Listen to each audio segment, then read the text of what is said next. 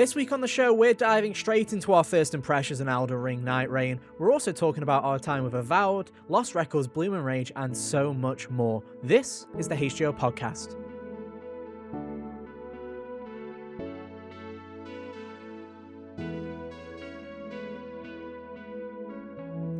Hey, how's it going, everybody? Welcome back to another episode of the HGO podcast. One of your hosts today, Ethan, and joining me as always is my good friend Hunter. Hey Hunter, how you doing? Oh, I'm doing just swell. Played some video games this week, Hunter. There's been video games afoot. What's been happening here? Oh, there sure have.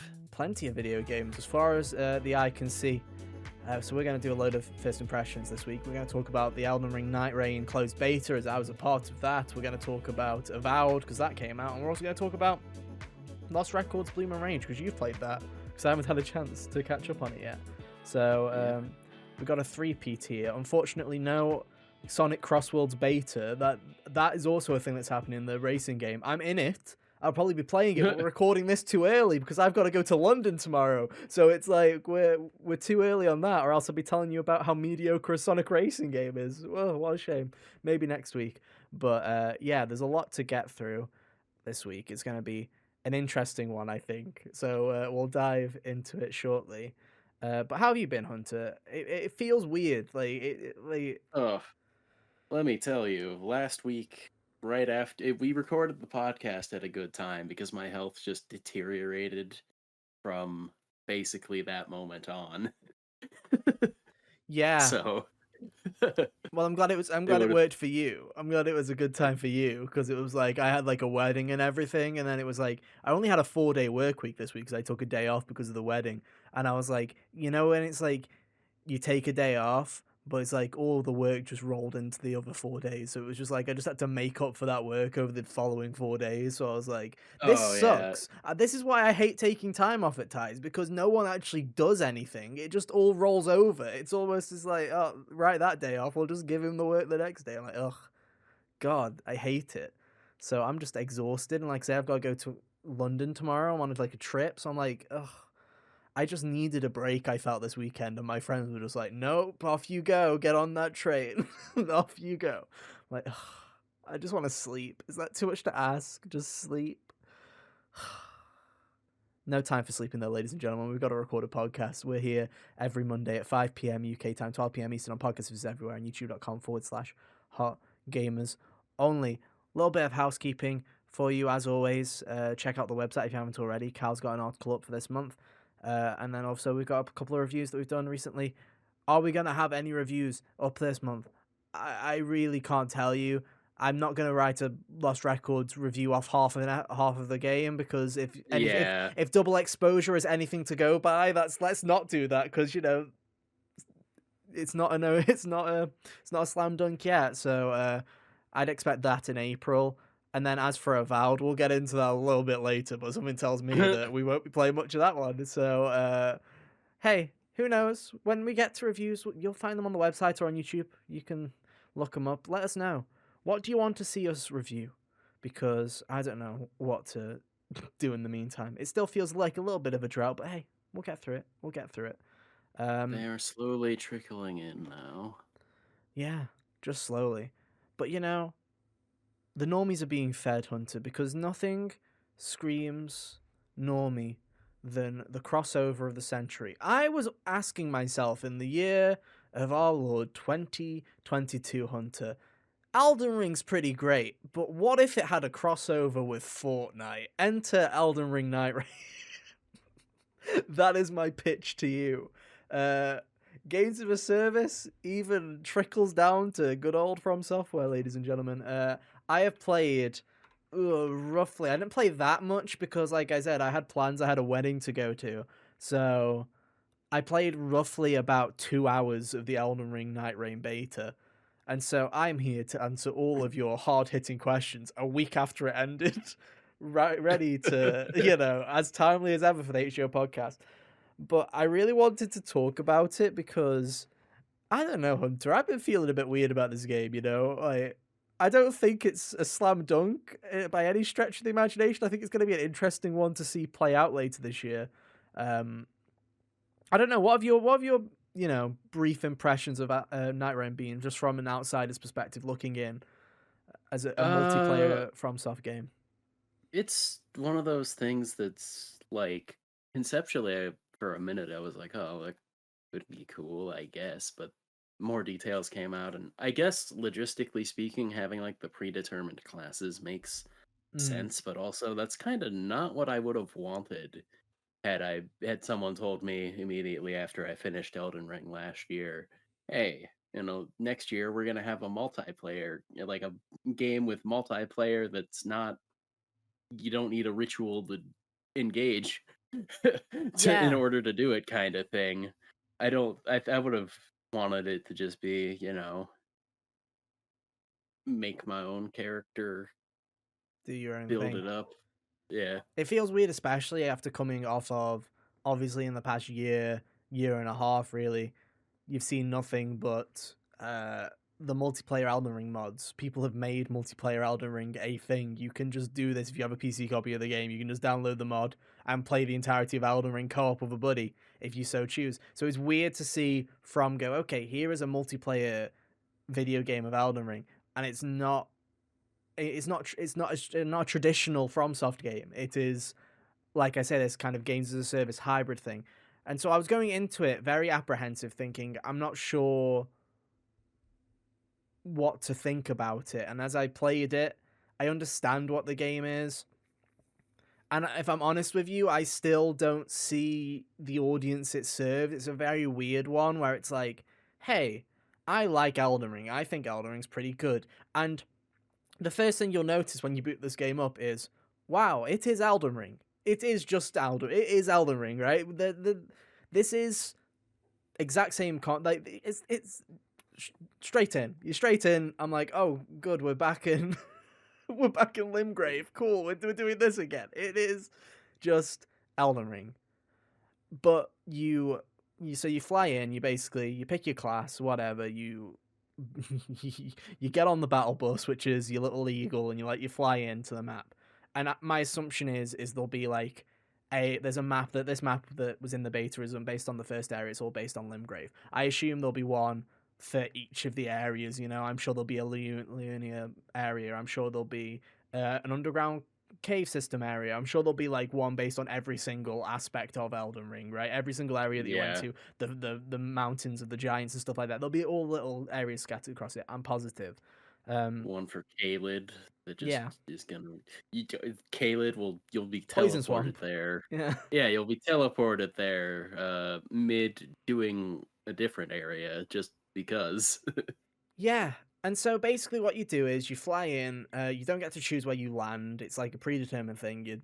Your bird drops you off, and then it is literally Fortnite. There is a ring. You need to head towards the ring. The circle collapses. Eventually, the circle gets small enough that you have to fight a boss. So it's like split into 3 days. So the circle closes. You fight a boss. A different circle appears, and then that's where day two ends.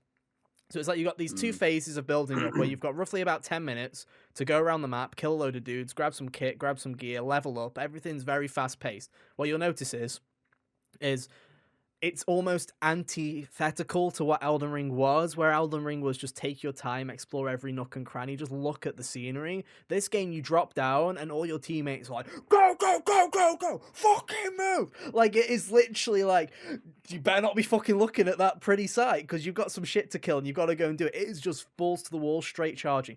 You've got your sites of grace. You run near a site of grace, it instantly tops up your potion, your drinky cup, your sippy cup. It automatically recharged. Don't need to worry about it.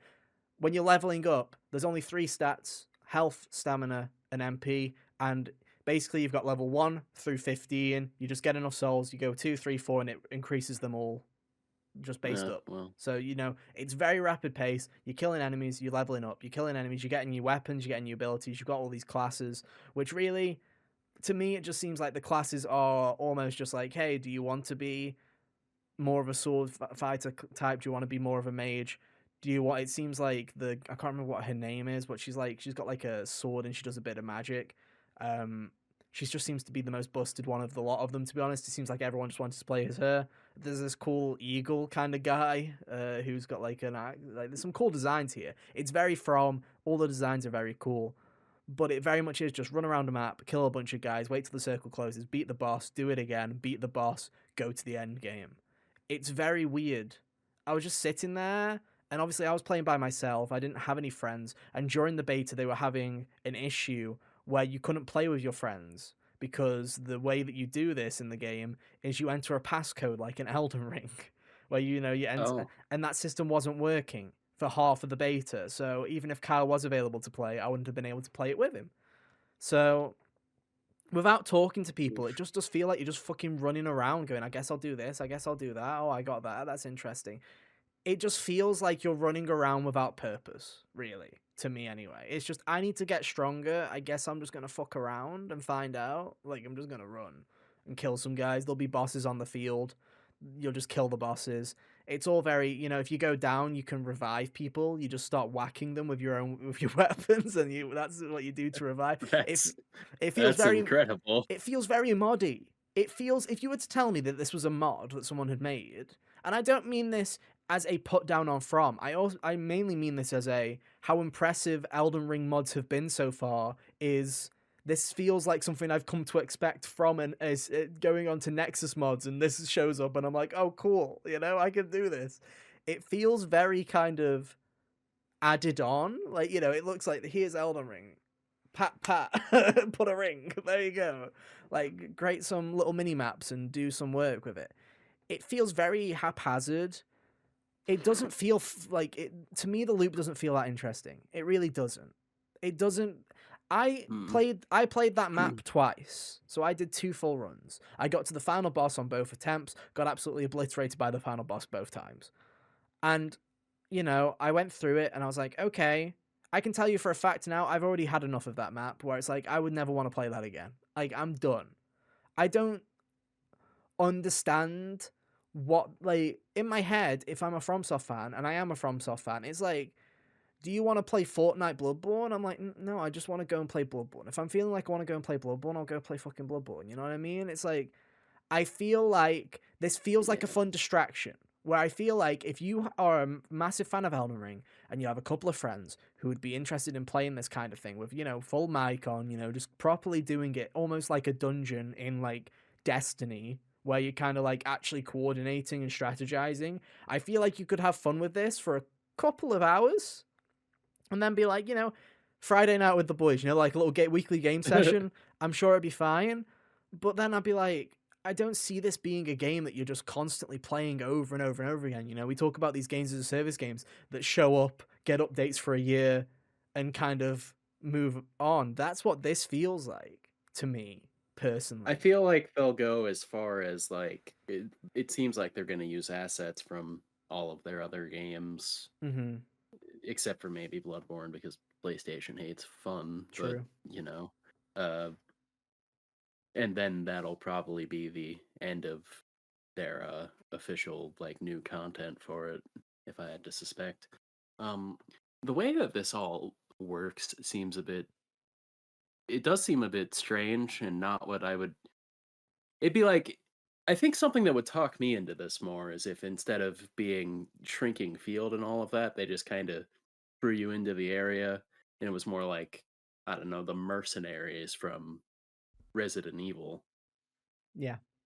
where it's like, oh, you got like a time limit that should be relatively easy to, do everything within. Yeah. And then it's like a score based thing while you build yourself up, It's maybe. it's yeah. Or It's or even it's give very you a weird. build that's like busted from the get and then it make it score based by like how the increasing, viciousness of the enemies or whatnot. And I think, it's very weird for me anyway, because I look at this game and I sit there and I understand from Software's point of view. I understand, because let's be real here. This isn't a Concord. This isn't a um like everything that you see in like Foam Stars. This isn't to me what seems as somebody's pitiful attempt to try and grab into we need a games as a service. This to me screams like somebody at From had a wacky idea and From Software were just like, fuck it, carry on making it. You want to make this janky ass little weird multiplayer thing, go and do it. Like this doesn't feel Yeah. like an attempt. And I understand why it's standalone, because they're like, oh, we don't want people to feel like they need the base, the base experience of Elden Ring. But this does feel like something to me that just feels like the best comparison that I can give this, and I say this with as much love as I can muster, this feels like a multiplayer game, like a multiplayer mode from a PS3 game.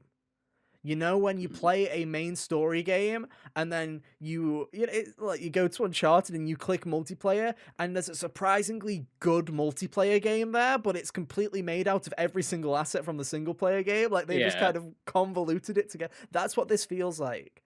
And I don't know how much fun like how long that will last, especially for $40. Like I Yeah. will not be buying this, I don't think, after playing it, because after those two goes, I was like, oh, unless you have two friends that really feel like playing this for the long run, I don't see any enjoyment from a solo perspective. I really didn't have fun from a solo perspective because, like I say, there was never a moment where I was like, and then we did this, and then we found this, because it was crazy. Because all I was literally sitting there is, we've got 10 minutes, fucking run. Like, I wasn't sitting there going, oh, and then a dragon flew overhead. I was like, then there was a dragon there. We had about 5 minutes, so we just started bashing the shit out of it and then walked away. Like, it didn't feel natural like Elden Ring. It's like you stumble across things in Elden Ring where you're just like, oh, and I walked over to here, and I think of the moment where, the classic that we all think of, where it's like, oh yeah, and I was in those kind of ruins in the water, and then I went downstairs, I opened the chest, and I ended up in Caelid. How the fuck do I get out? And it's like, there's none of It those won't let me leave. there's I'm none of those, scared. yeah, there's none of those magical moments there. It's just I'm running through a version of Limgrave, and then okay, the ring shrinking, I fight a boss. Cool, we beat the boss. Day 2 starts, carry the same process on again. It feels, like I say, it feels like I understand what they were going for. I just don't think it vibes with me, and I don't know how it will vibe with other people. I think this game's going to be a bit controversial when it comes out. I really do. And not in the way of what modern game controversy is, which is a load of bullshit from the past couple of years, but in the terms of, I think people are going to buy it because they liked Elden Ring and then go, oh, I don't get it. I play it for a Yeah. couple of games, then I move on. Like, there are roguelite-ish gameplay mechanisms in here where it's like you can get passive buffs that you can equip to your characters in between games. So you can go in being slightly more powerful. You get different bits and pieces. Like you can get these potions that'll up your stamina or do stuff like that. Where it's like, when you open a chest or when you beat a boss, you'll get 3 options. Where it's like usually you'll get a couple of cool weapons that you can do or a stat increase and stuff like that. There's choices to be made as you're going game for game, but at the end of the day, I'm like, what do I go to for a From Software game? What do I go to? I go for impeccable world building, some really cool level design, and for some sick ass bosses. And what I came away from this was, it's the level design of Elden Ring, but I don't have time to enjoy it because I'm just fucking running everywhere. There's no torrent, by the way, so just learn to fucking run. No horse? No, just run. Just unlimited stamina in terms of running. Just fucking run. Oh. So it's like that. It's like all the bosses are stuff that you've seen from Elden Ring or from other Dark Souls games. So there's not really any exploration of that, really, other than like new mechanics. So it's like I just end up in an area where I'm like, I'd rather just be playing Elden Ring. I just would rather be playing Elden Ring. And I'd rather boot it up on PC with a friend and play through it co-op if I want to have that kind of experience personally. Or do a randomizer or something like that. If I wanted to fight random enemies, you know what I mean? Like, I feel like there are other Yeah, I know what you methods. mean. Unless you're on console, where I guess this is as good as you're going to get in terms of an Elden Ring randomizer. I think it's fine, though. Like, I thought the network test was a bit abysmal. I thought the connection at times was awful. The frame rate is abhorrent. It is really bad. I'm playing on PS5 Pro. The problem with PS5 Pro is it's such a shitty console at times. I can't tell if it's just a pro, like, is this an exclusive feature? Is pisser technology pissing my frame rate away? Like, what is happening here? But it didn't feel good. It felt like it was really laggy. It felt like it was bugging out all the time. To be fair, that's what the that's the purpose of that kind of thing, is Yeah, to 100%. So I'm find not those like issues. yeah, I'm not saying suggesting that oh this game's going to be bad in that regard, but I was like so it didn't make the best first impression on me. But I think, you know, if you're a fan, if you're a diehard fan of FromSoft and this sounds like your cup of tea, I think it will appease you. If you're hesitant or you don't understand it, it's not going to sell you on it. There's not some hidden source here that's going to change your mind. I have a friend who's a massive From Software fan who doesn't give a shit about it, and after playing it, I was like, there's nothing here that's going to convince you otherwise. There just isn't. It's fine. I like it enough, but I'd rather just go and play the actual video game, you know? I'd rather do that than do a couple of runs. Do you want to do also, the game lasts like an hour. Like, my god, a multiplayer game that lasts an hour? Like, oh, I'm not in uni anymore, bro. I Ye don't have time for this. Like, what is this, dude? Like, that's crazy. It's a long one. It's hard because obviously it's easier when if you played it. Congrats, you got a free trial at it, especially because it's $40. If it was free to play, I'd be like, oh fuck it, you know, give it a go and see what you think. But for $40, maybe wait to see some gameplay, go and watch some actual, you know, FromSoft experts give their takes and thoughts on it. I came off kind of lukewarm. I was like, it is Elden Ring, but in Fortnite form. It's a weird one, guys. It's a weird one. Who knows? Maybe adding new classes, new areas. Maybe it'll be a lot of fun. It's very weird. Do you know what it reminded me of when I was playing it? The first thing that came to my mind was Crash Team Rumble. Oh, really? Made out of assets from another game that just kind of felt like it was a bit cobbled together. Get probably a year of support. Like, that's what I was thinking. In my mind, I'm like, this is what it feels like. But Elden Ring Nightreign is a lot better than Crash Team Rumble in response to its gameplay mechanisms. I just meant in kind of the way it's been built and the way that it kind of lays itself out. But yeah, it's a weird one. It's a weird one. It was a surprising thing from its announcements, and it was one of those things where I'm like, yeah, I don't know. Like, I definitely wouldn't be buying this day one without some kind of guarantee that other people are gonna play with me. After playing it, I'm pretty behind the scenes. I jokingly made a bet where I was like, Elden Ring Nightreign an easy 83, and after playing it, I am pretty confident that I think that's where it's going to land. I think it's going to land around an 83. That's my guess. I'm pretty confident in that one now. Who knows though? Maybe the full game comes out and what I played was one mission of like 35, and there's just like 6. You know what I mean? Like, maybe it's just a huge game, and because in my head I'm sitting there and going, there's probably like 6 maps, and then it's probably going to be a seasonal thing, isn't it? Where they like add another one like every 2 months or something like that. I'm too modern games as a service pilled, where I'm just like, I don't trust you. You're gonna have as little content as possible and then drip feed it like your life depends on it. Who knows? We'll see.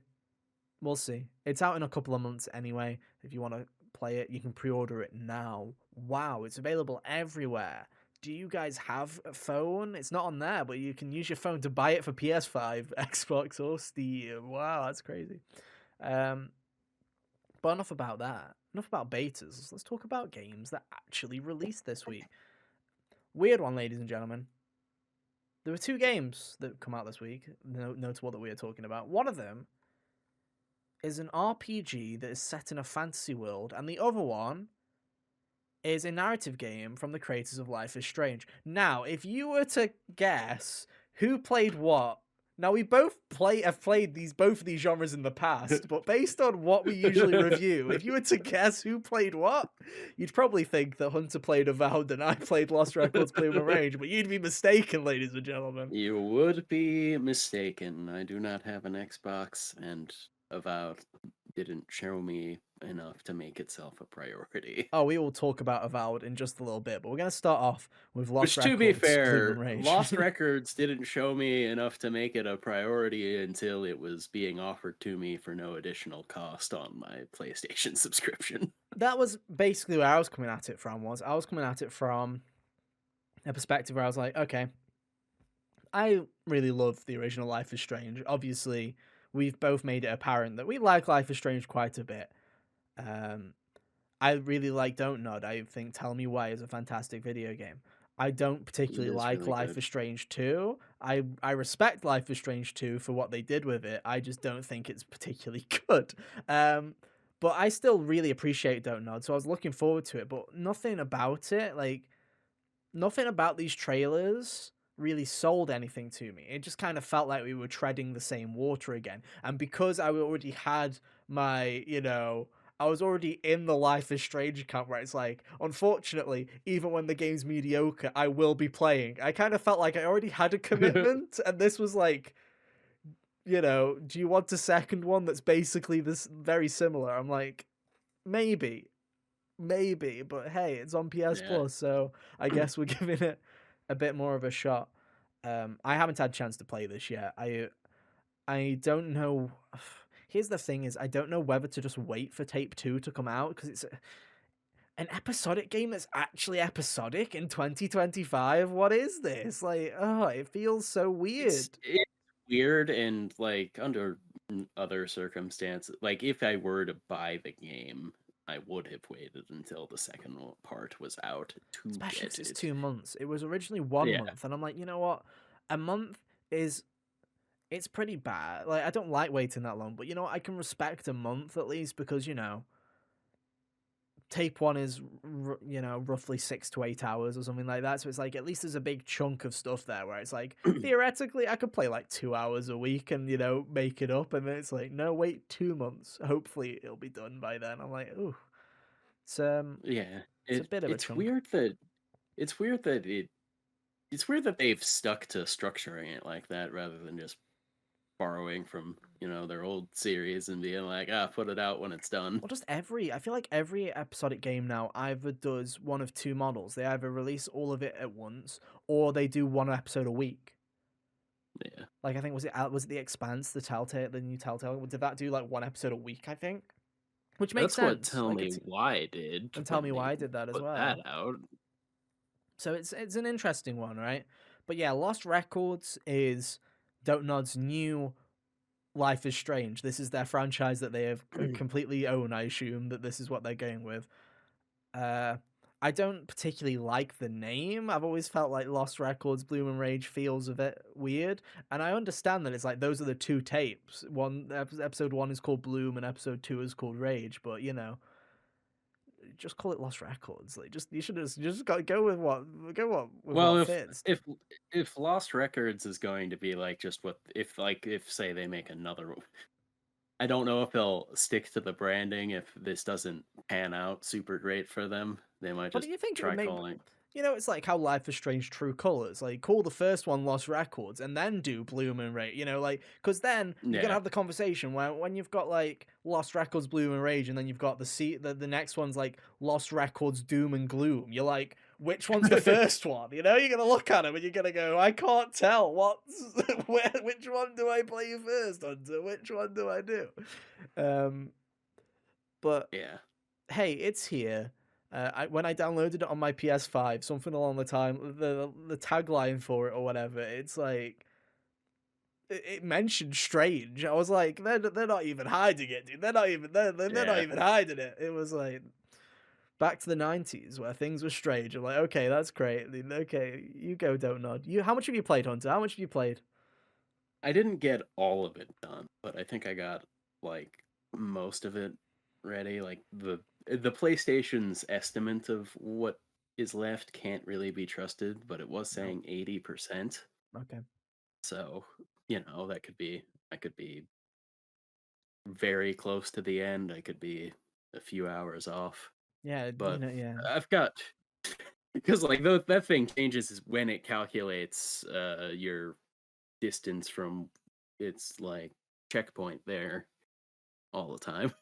And these kinds of games suck for that because yeah, you could technically be through 80% of the scenes in the game, but you might spend so much time in that final 20% talking to people by checkpoint standards that it's like that could be half of the game. You know what I mean? Like it's like just like thinking of double exposure or whatever, and it was like you're roughly like 60% of the way through chapter 4, and I'm like, that's crazy because chapter 4 all takes place in 2 areas, and because I beaten one of the areas, it was like you're 40% done. I'm like, bro, this just started. Calm down. Like, jeez. Leave me alone.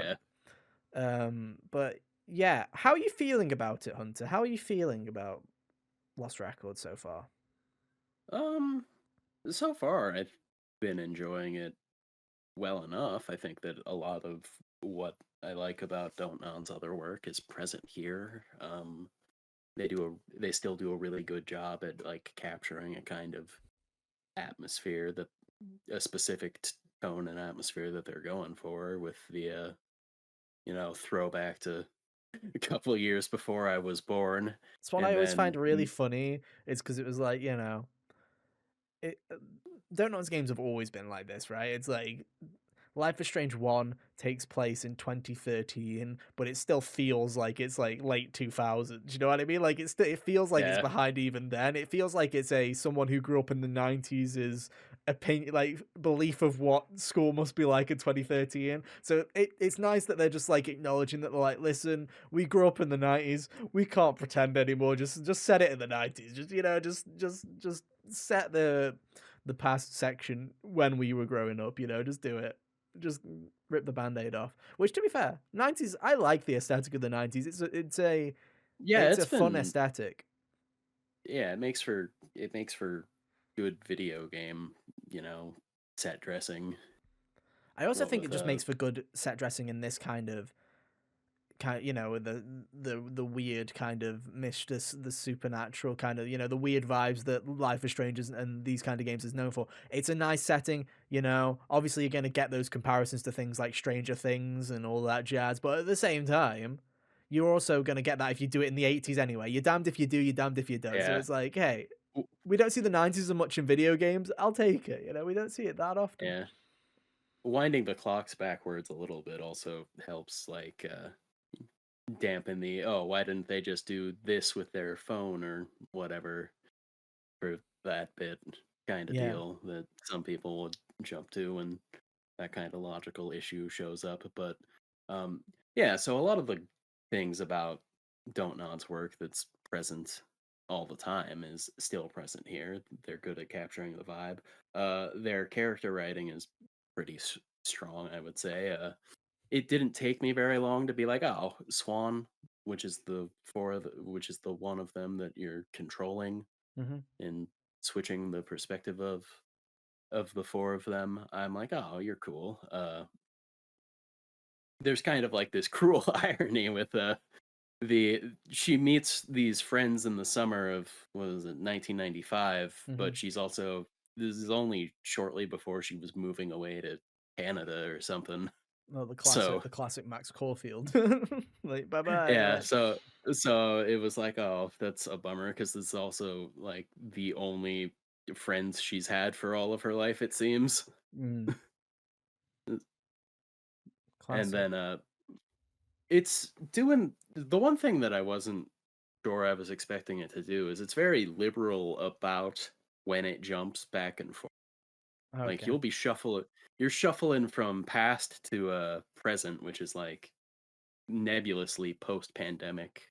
Could be could be today, could be anytime Hmm. in like 2022 and beyond, uh, kind of deal.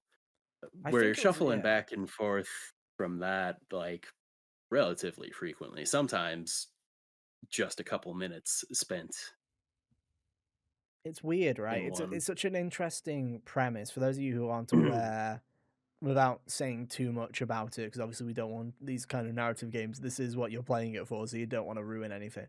But yeah, it's basically about a group of teenagers who, about a summer of their lives in 1995 where something happens and leads to something that means that when they reconvene 30 years later, something unfolds.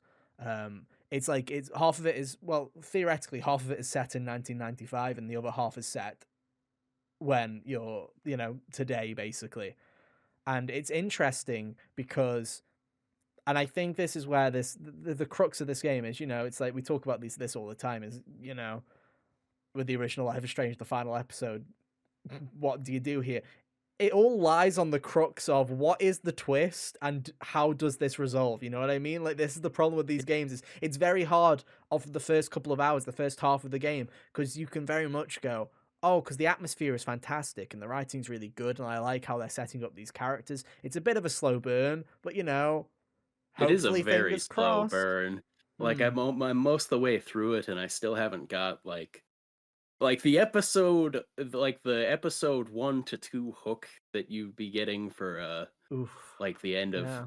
Life is Strange. It has been just kind of, like, nebulous mystery, and it hasn't hit you with the, episode 2 kind of, The uh premise, yeah, the factor, the thing that thrusts you into the actual narrative. yeah, It's weird that, right? Like, that's the main thing the main criticism I've heard of the game, and don't get me wrong, people are liking it quite a bit, liking it enough. Like I say, it's hard based on the first half of a narrative game to give it a full kind of evaluation, right? But it's like, the one thing that I heard when the first thing I heard about it was, oh, should I just wait?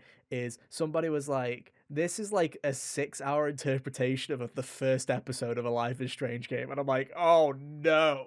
Like, it's like, you know what, when you're just watching the trailer of True, like you're watching the trailer of True Colors and they immediately spoil what the plot, episode one plot twist is. So you spend the whole first like 2 hours going, get to the point, when's it happen, what we doing? And it's like, to just yeah. be sitting there going, get to the point. But for like 8 hours, like, oh my gosh, it's like, Eh, that seems like yeah, a. I've still been sitting here being like, "Okay, but what is it gonna be now?" Like, at this point, I'm like, I don't know. At this point, it seems silly that if it was going to be like, I don't know, a murder or something, that It it would always be is, put Hunter. off. It always It is. always is. Yeah, I know. But the problem is that putting it off for 8 hours just to arrive back to that, I don't know. Yeah, the thing that slightly concerns me is, Hunter, is that it's been out for about 4 or 5 days as of recording. I've not seen a single spoiler yet. I've not got anything Uh, muted. So I'm like, is there a big thing, or is there just does it I don't know. It's interesting. Um because I feel like I really want Don't Know to succeed. I really do. And I hope that when I get around to this and I play it, I'm like, oh, I really vibed with that. Even if it is a slow burn, I'm like, sometimes yeah. I like a slow burn. My favorite episodes of Life is Strange sometimes are when very little happens, but you get so much atmosphere and just so much kind of emotion from it that I'm just like, what a great episode. I'm just thinking off the top of my head, Out of Time, episode 2 of Life is Strange 1. I really love episode 2. Nothing really happens that's too important in episode 2 of Life is Strange 1, but just the conversations that you have and just the overall tone I really like it. It sets the mood almost better than episode 1 because it doesn't have to have that hook. So it's like, I appreciate those moments. I'm fine with Yeah. that. It's just double exposure has done this thing to me now where I'm like, I remember I was sitting here 5 months ago going, hey guys, I've played the first 2 episodes and it's really good. And then we get 2 weeks later and then I play the rest of it and I'm like, oh no. I've Why? been bedeviled. Yeah, and it's like, I don't know. I'm just sitting here trying to think because, like, what was it? Because Tell Me Why started off right away with the general point of interest was presented to you in the first couple of minutes. And then I'm trying to remember if there was anything like some kind of crazy hook besides the nebulous, oh, something weird's going on. Yeah, well, it was Because going back to the house, wasn't it? It was going back to it, the house, wasn't it? And Tell Me Why, yeah, with the memories and stuff like that. But it's like all of all of Don't Nod's games, bar this one, it seems. Like, we all joke about the classic episode 1, wait till the end to find the plot twist, but it's like they all get to the point like relatively quickly.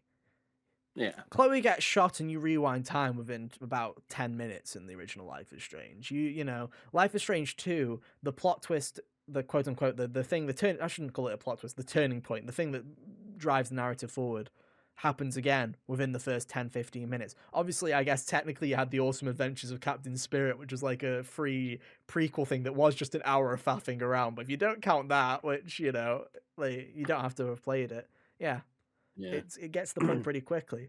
So I'm interested. I'm very interested. I like the problem that I have with this game, and it's like, I really want this game to do. We were having this conversation during the State of Play episode. Is I will really want this game to do well.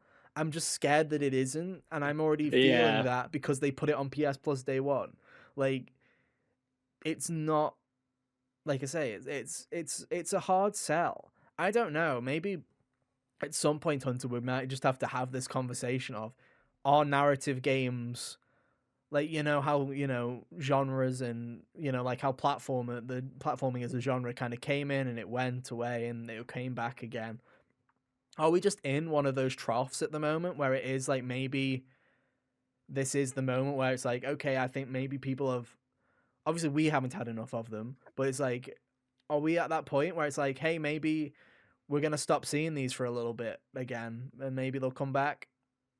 At like the high-end AAA production Yeah, level, I would say so, because really, besides Life is Strange, even Telltale, who was, well, calling that high-end AAA is maybe a stretch considering those games were breaking themselves in half to exist most of the time. true, But very true. even Telltale like buckled under the weight of all of that. Still waiting for the Wolf Among Us 2, dude. I'm still waiting for that.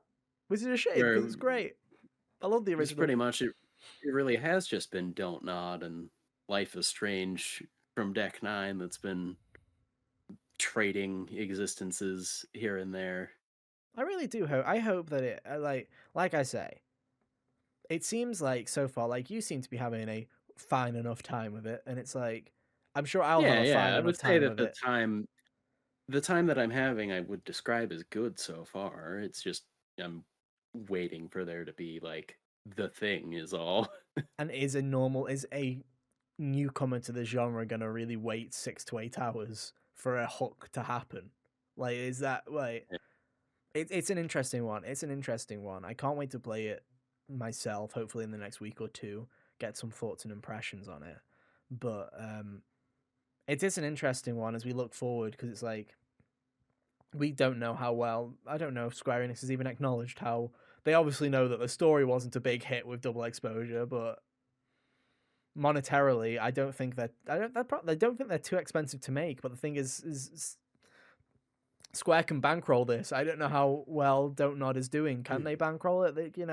My problem with Yeah, this is that's Don't Nod. I don't know how Don't Nod keeps existing at times, because I look at the games that they make sometimes and I'm like, the only one that I remember people like were probably like, yeah, you should just Sant. Like, that was the one where like a load of people were like, oh, you should play yeah, just people Sant, because it really was liked really, Jusant. because it was small scale, and I'm sure that one did. But it's like, Banishers and stuff like that, where it's just like they just Yeah, that one make was that 6 million one games that don't find an audience. It's not like, it's weird. Life is Strange was such a weird, like, right place, right time thing at times. yeah. And Tell Me Why was The fantastic, but they gave it away for like Tell Me basically Why for was really free. good. They give that for Microsoft gives that away for free like every 2 months. It's okay. You see, maybe it'll get a second lease on life when Microsoft puts it on PlayStation. True. No. But Uh, it's a weird one, dude. yeah. It's a weird one.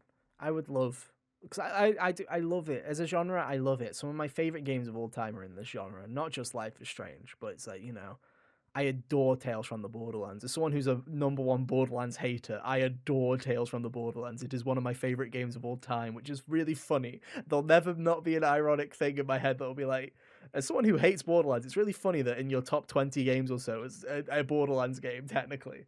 Um, Yeah. there's so many, like, it's such a, I love narratives in games. So, and it's like, I can't wait to play this. But it's just like, every time when it's like someone's sitting there and it's like, I see and it gets like a 74 and I'm like, what? Come on, go on, give it a chance, guys, please, and don't fumble the landing, for God's sake. I swear to God, if it's the friends we made along the way, I'm gonna be very upset.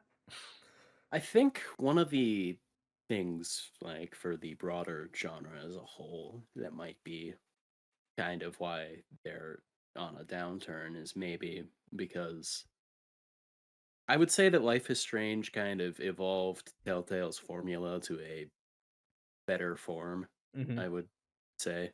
And then which that came out in 2015. It's Hmm. 2025 and I would say All that there still the same. hasn't been any push forward. It's just been going through the same motions with a story that is sometimes better and sometimes not. Yeah. Well, I mean, your actions have consequences, but do they really? And Yeah. I think it's really funny that we make those kind of everyone made those critiques of the original Life is Strange of, well, at the end of the day, the only choice that actually determines anything is the final choice. Nothing that you do up until that point actually matters until that final choice. And it just makes me kind of I'm not necessarily angry or upset, but it just kind of makes me baffled, like bewildered that no one has gone, okay, so why don't we actually try and tackle that? It seems like the opposite has happened. Whereas Life is Strange with True Colors and Double Exposure, they were like, let's not have the big ending then. Let's just make nothing. If there's no big final impact choice, then nothing. You know what I mean? Like, people can't have that argument because True Colors and Double Exposure do not really have that big final choice, really, that Yeah, matters. really, it's just it, nothing that would have you debating about how it could carry into another game. Yeah, no, that uh, not something that literally powered a fandom for a decade. Like, yeah, nothing crazy like yeah. that. But it is weird, right? And who knows? Like I say, maybe your actions will have consequences in Bloom and Rage Hunter. Maybe you'll get to the end This and this game hasn't really been pushing that kind of vibe. it, yeah, like I didn't water the plant and receive a serial killer letter telling me to watch my back or whatever, you know?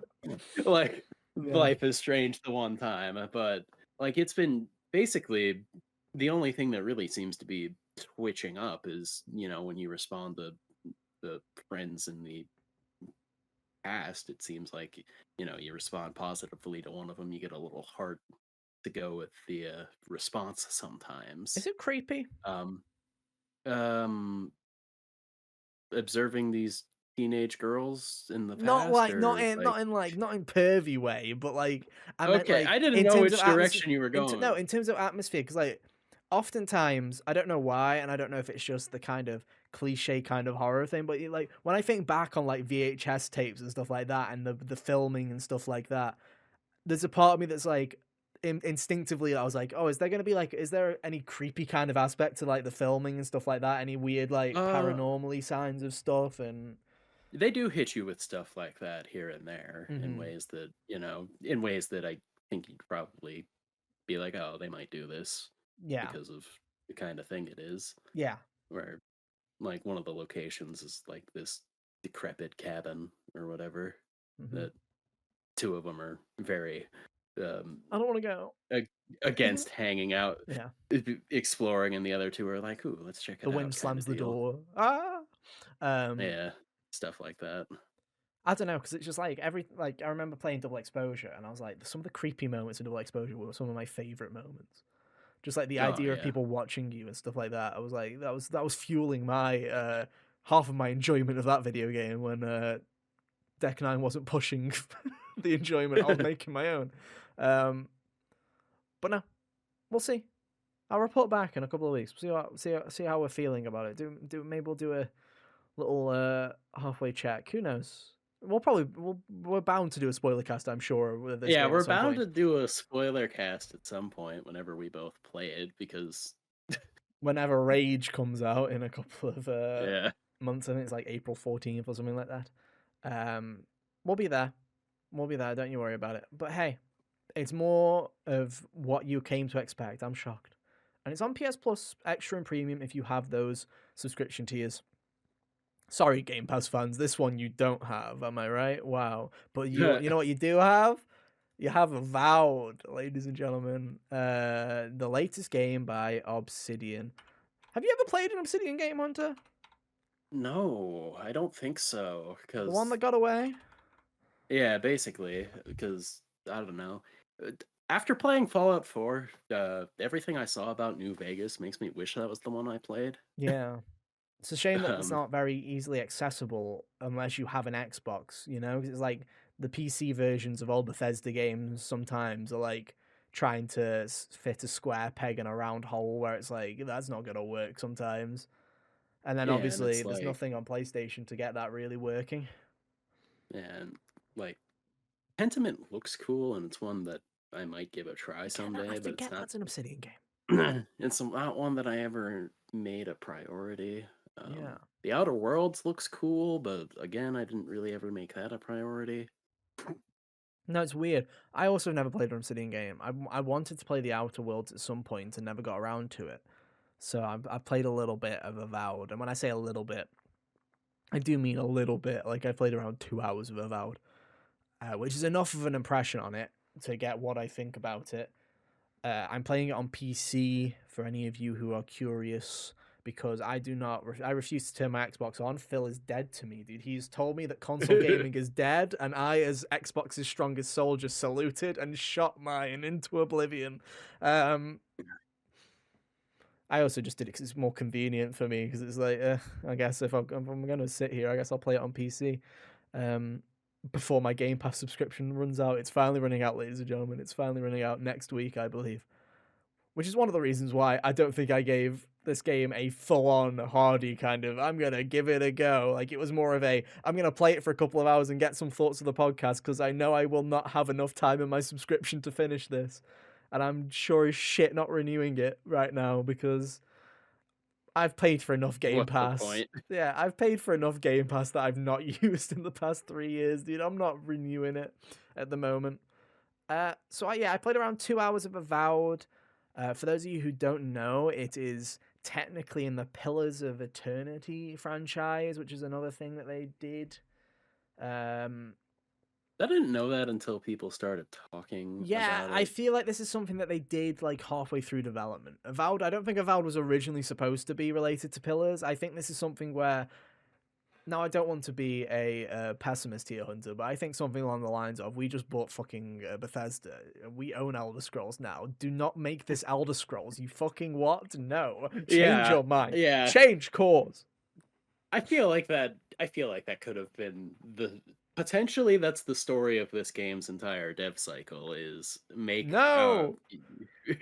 make Make this not. Skyrim. No, stop. Stop making Skyrim. Come back. No. We own Yeah, that now. That was the yeah, development. yeah. Pretty much is what that feels like post being purchased by Microsoft. And like, there's no way to know for sure, but that's kind of what it's felt like ever since Microsoft bought Bethesda. Yeah. It's it's an interesting, right? So Avowed is a fantasy RPG, first person art fantasy RPG, akin to the Elder Scrolls in terms of the way that you kind of play it, in terms of the way you walk around. Set in the Pillars of Eternity universe, um, where essentially you are playing as an envoy to the king, and you had been sent to the Living Lands to stop a plague that has befalled the lands, basically, that turns everybody into like these kind of zombie kind of like infected people that it's like a curse that's been fouled across the land. It's your job to find the root and stop it as the envoy. Another thing for, I don't know how much this impacts the narrative, because like I say, I played a good 2 hours of the video game, is you are what is known as a godlike hunter, which is basically when you were in the womb, the gods touched you, and it sounds weird when I say it like that. The gods touched you, hunter, in the womb, uh, and you've got these weird like mushroom This is features. sounding like one of those Final Fantasy VII experiments now. Yes, it does, dude. It's very much Hojo's Lab kind of shit. And you ended up like one of those from The Last of Us, dude. You got like mushroom kind of like plant growths on your skin, to signify that you've been touched by the gods, basically. And What a everybody goes, difference of ew. setting. In Last of Us, that's a sign of death, and in this one, it's a sign of divinity. Yeah, but but you see, some people see it as a blessing. Most people see it as a curse, and you're like a weirdo, and you get bullied for it. But so you're an envoy to a Well, I friend, so mean, you go into God this. or not, it does look kind of gross. Yeah, it does look gross. I hated all the options, and you can turn them off. But what's funny is you can turn them off, but the game makes it very clear. It's like you can turn them off, but everybody's gonna pretend like they're still there. So Oh, it's only for your it's only benefit, for not your for the. benefit. And I did like there's two settings. There's like your face and there's like like on top of your head. And so it was like the one on my face. Like I chose like the most minimalist one on my face or whatever. I just kind of went through. The character creator is really good. It's got a very good character creator. Where I was like, oh, this is actually a really solid character creator. But I just chose one of the defaults. I was like, what do I usually do in this game? This is what I do, ladies and gentlemen, whenever I play any fantasy RPG where you have to create your own character. I'm dog shit at character creators, so this is what I do. I go, haha, time to make my hardest creation ever. Someone that looks like me, a pale white guy in his 20s. Let's do it, guys. So off I go. And then I can't do it because for some reason, what should be the easiest thing on the planet doesn't work. Like, I just can't do it. I'm too pasty and too weird. I can't make myself. So then I just give up and I go back into the basics, and then I usually just pick. I'm kind of angry with the male settings at that point because I'm just like can't do it. So I usually just pick a female character, and then because I'm not trying to make myself, I just kind of make a character that I think looks cool and then get on with it, right? So that's what I usually do. Um, so I did that, went through it, whatever. And then it starts talking, and I'm like, this is a very pretty game. Avowed is a very pretty game. It looks really pretty. It's a really nice game to look at. So I'm sitting there, talking to this random furry guy, and the whole time I was not listening to the story because I did not care because it's very generic fantasy, and I turn off at generic fantasy. So I'm just sitting there, and I'm going, man, the fluff on you is really cool. Like I'm just sitting there going, he's got like that good fur texture. I'm just sitting there He's going, he's got got those a yeah. GameCube Donkey Kong for her. Dude, yeah, it might be better. I'm just sitting there going, he's got that good fur. And then he's like, are you listening? And I'm like, nah, bro, I'm off. And then the game like goes, you've got, pick up a dagger off the beach or whatever because you've crash landed into the living lands and you got to find your way out with this guy. And the game's like, open up the menu. And it's like, when it's full, it's through and through true like fantasy RPG where I'm like talking like you have a right hand slot, a left hand slot, like you got all your equipment. There's a journal that lists everything. One cool feature, if you're like me and you do not remember names, is if at any point when you're in a dialogue tree, if you press a button, it basically brings up a thesaurus of all the terms that you have, like what an envoy is and stuff like that, all the things that you're talking about, the person's name, their backstory, how many kids they have. It'll just bring it all up for you so you can Oh, remember what you're talking that's about. That's really handy and cool. I like that. That's a good feature. it's Um, like the lore thing in Final Fantasy 16. yeah, basically, it's like a better version of that, really, because it actually comes up when you want it instead of having to go through fucking 6 million things. But yeah, so it's like, it's cool. I like it. It works really well. I'm sitting there and then I go into the menus. I'm like, I don't like this. This is why I don't like these games. This sucks. I hate these menus because I don't know. Like, there's something about it's a choice when within 15 seconds of the game starting, it asks you to open the menus up and everything's just out there. You know what I mean? Like, it's a choice. You know what you're doing. It just And open you up, scared me. You were like, yeah, shotgun. yeah, you scared me, and I didn't like it. I didn't appreciate it. So I'm just walking around the tutorial area or whatever, getting my bearings. Very pretty game, and then the combat starts, and then I like in my head I'm like, I liked Skyrim. Skyrim was fun. Skyrim's cool. And then I think back and I go, I played Skyrim in 2011, and it's 2025, and I'm doing sword combat in first person, and it fucking sucks. Like, you know what I mean? Or it's like you're just flailing around. The depth perception is garbage, and I'm like, what am I doing? Like, it feels like you're just swinging in the air, and it's just maybe hitting the goblin thing. Like, I'm just like, blah. It doesn't feel good, and I stand by this. I don't think first person fantasy RPGs feel good. I don't think these feel good. When you're just a sword guy, doesn't feel very good. It just kind of feels a bit janky. This is why most of them Yeah, have I can guns. see. I can see why you would think so because really, like, n- a lot of times it doesn't really feel like the weapon you're holding is an actual object with Yeah. feedback. And so I was like, I'll turn it into. There's a third person camera option. Let me turn that on. And then all the animations feel like it was made for first person. So I'm like, nah, this just feels like you added this for the people that the two people in the back that are going to scream, I hate first person games. So I put it back Or on. I was like like, people I'll who grin get and bear it. motion sick. I'll grin and bear it. They gave me a bow. I was like, okay, the bow's better. I can live with a bow. That's like a gun, but slow. We can do with that, right? Talking to these people, do not care. The voice acting's really good, but the thing about this game is it feels like when they decided to make it about Pillars of Eternity, it felt like they really got into the lore and stuff like that, and they're talking about it. And it's one of those things where I can't tell if this is stuff I should be knowing or if they're just really passionate about this new area of lore that they've created, you know? So I'm just sitting there constantly going, am I missing out on something here? Is there something that I'm missing? Like, why are people treating me weird? Why are these people in the living lands like this? What is happening? Like, I just feel like I've kind of been dropped in, and it's not like a Skyrim dropped in where it's like, you wake up from a nap on a cart and a dragon's about to kill you. It's more Yeah. like you've crash landed onto a thing, you're on a mission from the king, you gotta do all the yada yada yada yada yada. And it's like you meet this thief, you gotta, do you trust the thief? They're gonna help you get to this boat, you gotta do your stuff. They gave me a magic wand and a spell book, and I'm like, finally I can actually have some fun. That's fun. Magic is good in these games. That's when it's fun, is when you've got a wand in one hand and then you've got a book in the other, and you can start flamethrowing people to death and lightning striking them and freezing them. That's when the good stuff happens, and that's where I'm like, okay, I'm never taking this off. Like, why would I use the sword? The sword sucks. Magic's cool. Drink a couple of magic potions. Job done. It's fun. And then I just carried on, and I just kept playing, and it is a fantasy RPG. Everything that I played of it, it runs really well. I'm not having any issues on PC. It's a good PC port. It plays really like it plays well for what it is, right? Where it's like if you're expecting a game that kind of feels a bit Skyrim-y, it feels jank a lot of the time. You're doing a lot of climbing and jumping puzzles in first person, and a bit, it's one of those kinds of games. I think it's doing it all right. I think if you're really into fantasy and if you're really into role playing, because there's no voice Hmm. acting in terms of your character, you're just pressing options and doing stuff like that. If you're really into it, I can see that you'd be really into it. But I was How playing it many and op go on, sorry, Hunter.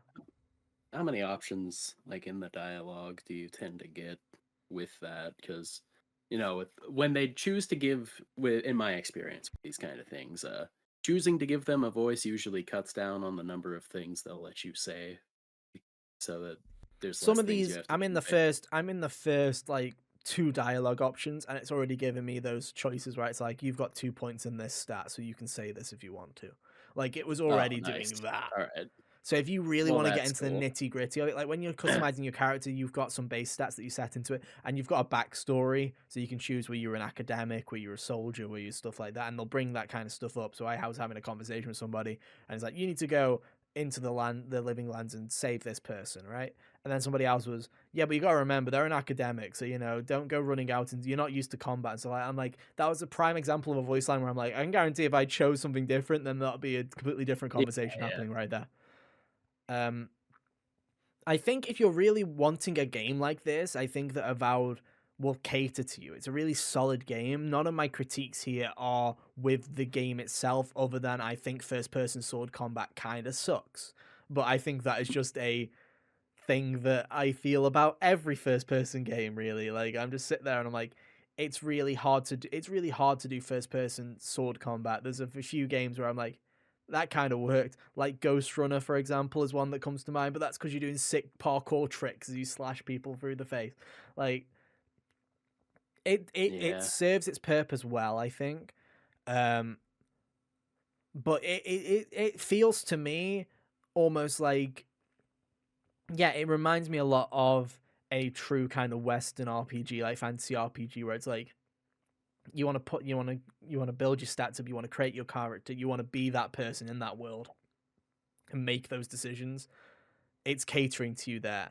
If you are like me and the only real Western RPG that you kind of vibed with that was like this was Skyrim, you might have a couple of those moments, but it's not, to me, it's not, it very much like as soon as I got to the first city, which was within about 30 minutes, they were giving me options for side quests and stuff like that, but it was sending you've already got your mission from the get-go. In the first cutscene, you already got your mission and your purpose. You already start figuring stuff out in that tutorial mission. They're sending you to go and find somebody straight away, like they're sending you out. This doesn't feel like, and I don't know, you probably can, but this doesn't feel like to me where it's like the first area, like, you know, first mission of Skyrim, the dragon comes down, you escape the town, and they're like, you know, you choose who you go with and you leave, and it's like, you can follow him if you want, or you can just fuck off, right? And, you know, the beauty of a Bethesda RPG is the main story usually sucks, go and fuck off. Like, that is genuinely, like, the premise of a Bethesda game half of the time. And this game doesn't make me feel like I want to go and, like, this game makes me feel like I need to go and do everything by the book or do these side quests at the moment. It doesn't feel very free. And maybe that's just because I haven't gone off the beaten path, but the game's not really giving me a reason to at the moment, really. It's a weird one. I think the game's fine. I think it's pretty good. It's not for me, though. I will not be partaking in more Avowed, I don't think. I will not be renewing my Xbox Game Pass subscription to continue playing it. I'm sorry, Phil Spencer. I'm sorry. I have lapsed and your quarterly earnings are going to go down. I'm so sorry, but it's just like... yeah, it serves its purpose. I think if you were into what Avowed was, you know, advertising, I think you're not going to be disappointed, really. Unless you're one of those idiots that is afraid of whatever you're afraid of at the moment, whatever you're screaming at the moment. God knows what, but you're probably screaming.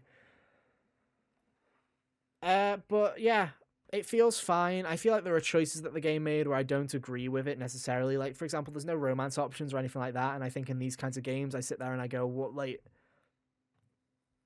just a bit of a missed bag there, really. Like, if you want me to connect with characters more, giving me options and agency and how I become friends, or, you know, if there's a romance option or stuff like that, it gives you more options in that kind of role-playing aspect. I understand there's basically the main thing is there's 4 companions that you can recruit, which become, you can take 2 companions out with you. They kind of become your support buddies, basically. You can't romance any of them. You can't do anything like that. And it's just like, I understand. It's like, you got a limited pool set of characters here or whatever. But I sit there and I'm going, it's a shame, because it's like, games like this, I sit there and I go, it's there for player agency more than anything. I'm not sitting there because I'm like going, I'm super fucking horny. I'm sitting there because I'm like, it's player agency, it's choice. Oh, I like that character. I want to learn more about them. Yeah, it changes how you interact with the world in whatever kind of way. I guess if they didn't feel like doing it at all, I'd rather it not be there than just totally, than just be ham-fisted in. Because in Fallout 4, you could romance people, but it was like a nothing feature as far as I feel like I didn't really. That's the Bethesda special. That's the Bethesda special. You know, it's just like you talk to somebody. I didn't learn about them in a way that they hate you. All of a sudden, they like you. You're married. Like, that is how a Bethesda romance works. Is it just one day you tick enough points to be like, you know, can I now ask the question and you're not think I'm a freak? And that's basically, you know, the Bethesda special. Really, it's like, it didn't feel like there was any sort of arc there in that way, and I don't know. I guess if they felt like their arcs for the characters were fine as they were or whatever. I mean, the only thing the one thing that I will give Bethesda on that is with Starfield, right? We all love Starfield, right? Universally loved video game. But, you know, Skyrim and stuff like that, the options for romance options, they were all side characters and stuff that didn't really matter. Like the romance options for Starfield were the main cast. So they actually went out of their way to do that and fill that in and make special moments for that. I'm like, you know, they learned from their experience with that at least a little bit. Yeah. So fair play to them. It's not just like Skyrim where it's just like, hey, yeah, you can marry every one of your companions. None of them really matter, but you can do it if you feel like it. You do you. But yeah, I think it's fine. I think it's doing a bang up. It's doing a decent job of what it was trying to do. But I 100% like, I knew within like 20 minutes, 25 minutes, where I was like, this is the only shot I'm giving this, because it's not up my alley. It's too in the weeds for me as a fan. Like, I'm not a huge fan of fantasy as is, and you're going very into it straight away, and I'm like, I respect you, but I don't have time for this. I understand what you mean, because getting into Baldur's Gate, that was like the thing I was worried about was if the whole aspect of its gameplay was going to be too much of like too nerdy for me to like Yeah. tolerate. And I was like, nah, nah, I got this. This is okay. Which was nice because the rest of the world and such was worth experiencing for.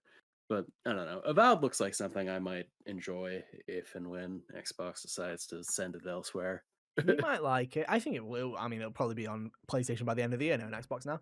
But you know, Within a year from now, probably at least. yeah, Yeah. yeah, maybe I've got, I don't know.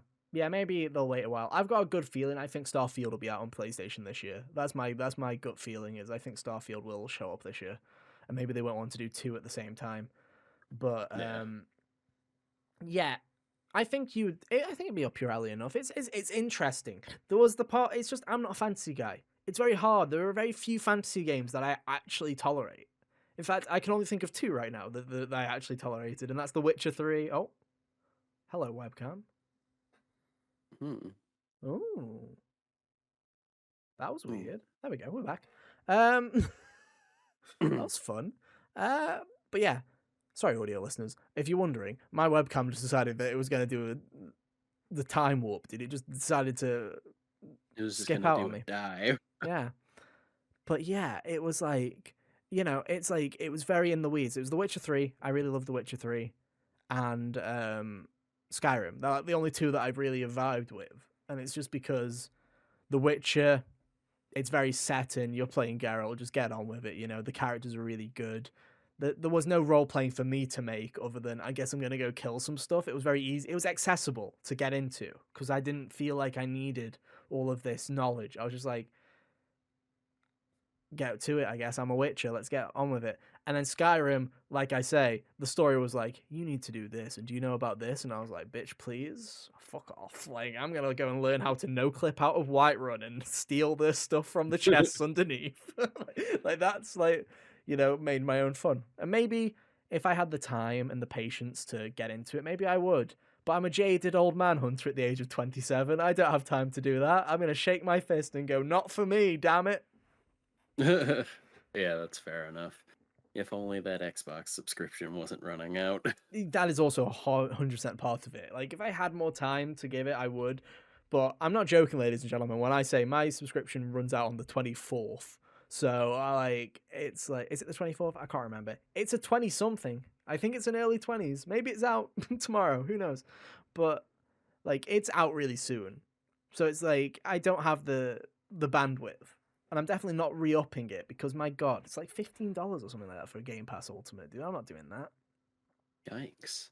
And then everybody else is like, there's a load of people like, you can get it super cheap, but you gotta use a VPN, and maybe if you do it wrong, then Xbox will kill your second child. Like, you know what I mean? Like, it's like if you pretend you're in India and get Indian Game Pass, I'm like, I'm not doing that, dude. I don't care that much about playing Avowed.